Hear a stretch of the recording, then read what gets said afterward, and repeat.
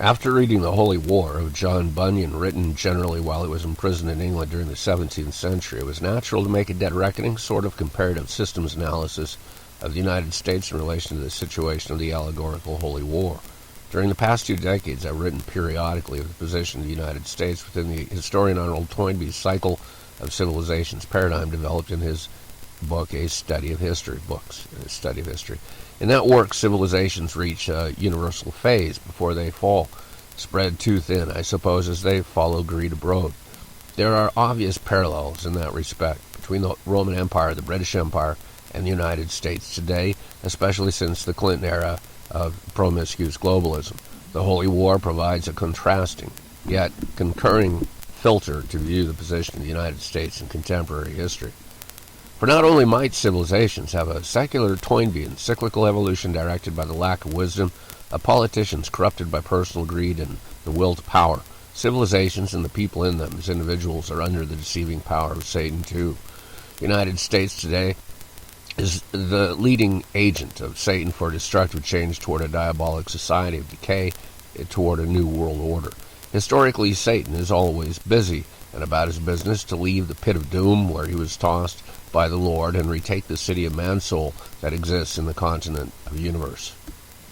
After the Lord retook man's soul from diabolic possession, he explained that he left some Diabolans in the city walls and under the structure and holes to provide enough danger to the people of man's soul so they would be vigilant and defend their virtue in being saved by the Lord and reconciled to faith in God.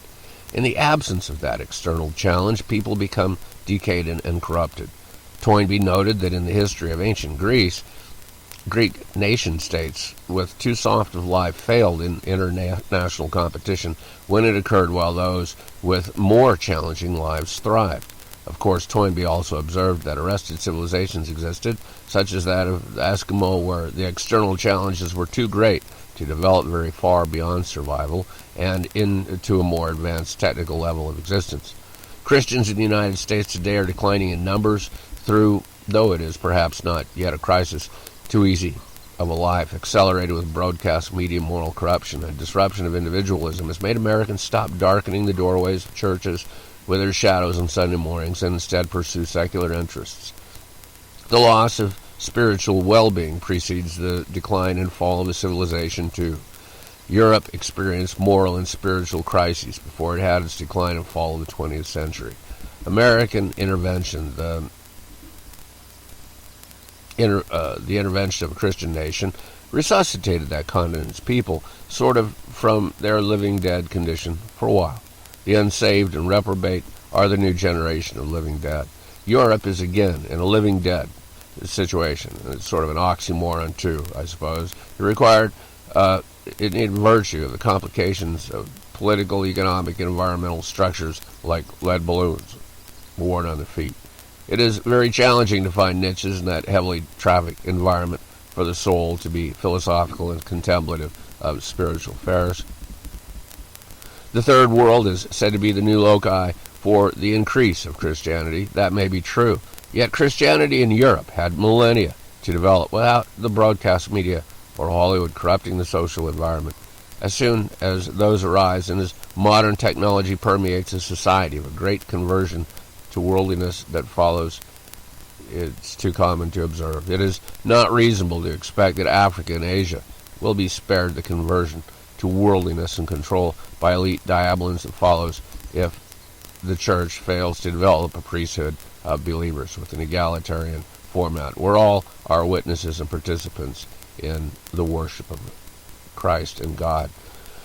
The USA, as a primary social agent of change to a diabolic moral condition for the world, has internal challenges to its Christian church that preclude moral revival.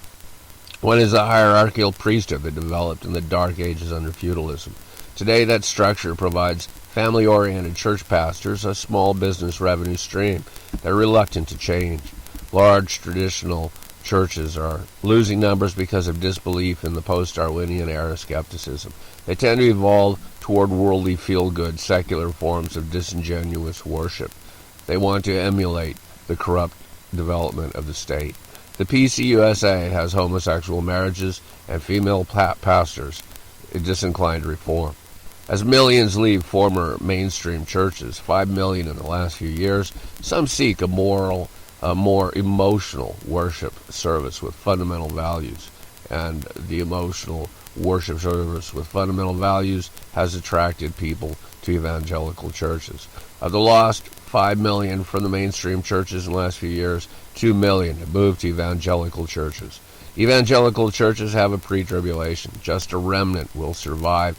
End times worldview, well suited for a period of declining faith in the Lord, is offered in evangelical churches.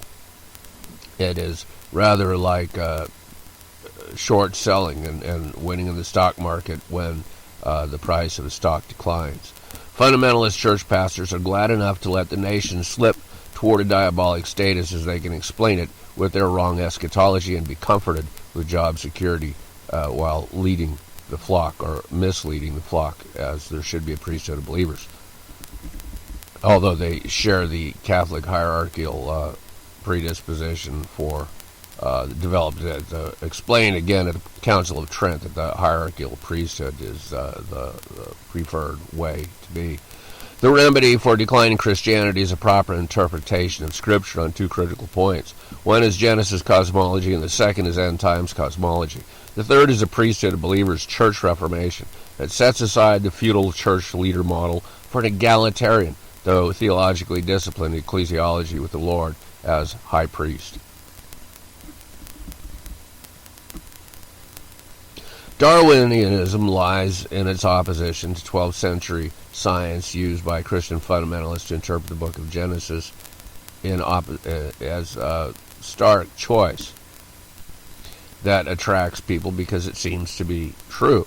Evolution, that is. Biology isn't physics yet, and creation content of Genesis is not limited to biology. I have written about the topic elsewhere and won't repeat it here. It is useful to say that words are representational and that physical cosmology and mechanics of cosmology differ from words referring to it. There is much room for speculating about how the cosmological mechanics actually occurred in themselves, and one is not limited to Dark Ages scientific methods of interpreting Genesis. God was not limited to Dark Ages paradigms of science. In end times cosmology, the events of Revelation have mostly already occurred. In the first century, the destruction of Jerusalem was the culminating act of the tribulation. The church descended upon mankind as the New Jerusalem in that period, the place where the temple of the old Jerusalem was replaced by God living in the temple of Christians themselves. Christianity is supposed to increase to become a majority of the world population, though it may take thousands of years more. When there are few Diabolans remaining on earth, the Lord will then return to the earth to take immediate control and remove the last of the Diabolans. The United States today, with so many wrong ideas forced upon the masses through a profusion of media, is plunging forward through the brambles of good sense like a diseased bull in a whorehouse seeking sex slaves for same-sex satanic marriages in order to emasculate global population increase, downsize people, and concentrate wealth for the rich. Satan is flanking Christian marriage criteria and trying to neutralize Christianity so much with the satanic device of homosexual marriage, forced by the state upon the churches too, and weak church pastors who are become fawning sycophants for the state and the will of the corporate Wall Street wealth environment. Obviously, the world has environmental and economic challenges, yet the diabolic way of fixing things doesn't work. That's an easy lesson to learn from history. I suppose I must make a disclaimer here to dispel the notion that my evaluation of the USA is unpatriotic, or that I must be an idealist about Russia, an environmentalist, or from Iran, North Korea, or Canada. Actually, I realize that evil is ubiquitous, though the environment does need to be corrected and readjusted and readapted to a sustainable state. It is the diabolic problem, acting upon humanity, slogging on with original sin thermodynamics. I simply expect better from the United States, as silly as that is.